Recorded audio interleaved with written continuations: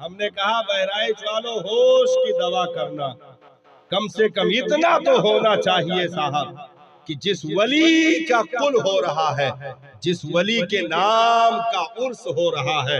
کم سے کم جس ولی کی سنتیں بھی نہ چھوٹی ہو، جس ولی کی نفلیں بھی قضا نہ ہوئی ہو، جس ولی کی تکبیر اولا تک نہ چھوٹی ہو۔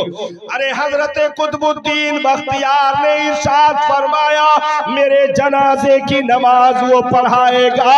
جس کی عصر کی سنت غیر موقدہ بھی نہ چھوٹی ہو اور جس کی تکبیر اولا بھی فوت نہ ہوئی ہو۔ حضرت بابا قطب الدین مزار سب کو معلوم ہے، جو اجمیر جاتے ہیں مہرولی دلی کی زمین پر جو غریب نواز کے مرید اور خلیفہ ہے، آپ کا مزار ہے، انتقال ہو گیا، لاکھوں لوگ، کئی ہزار حافظ قرآن، علماء محدثین سب جماعت میں صفے باندھے کھڑے،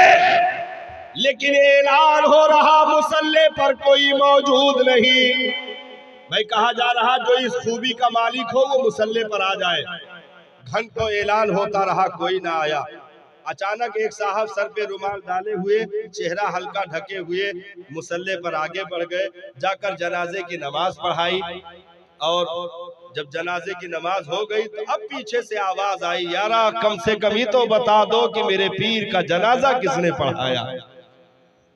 میرے مرشد کا جنازہ کس نے پڑھایا۔ تو جب یہ بتایا گیا تو دنیا آج تک حیران ہے، کیونکہ جنازہ پڑھانے والی ذات قطب الدین بختیار کاکی کی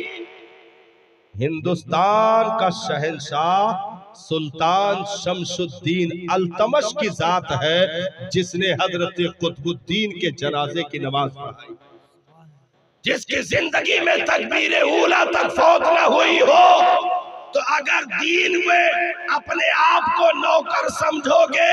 تو یہ نوکری برقرار رکھی جائے گی۔ جس دن دین کو باپ کی بپوتی سمجھا، ٹھیکیدار نے ٹھیکہ سمجھا، مالدار نے جاگیر سمجھی، کروڑ پتی نے باپ کی بپوتی سمجھی، تو یاد رکھو یہ دین کسی بے غیرت کا پالا ہوا نہیں ہے، بلکہ اس دین کے رکھوالے ہیں۔ صدیق اکبر کی ذات، اس دین کے رکھوالے فاروق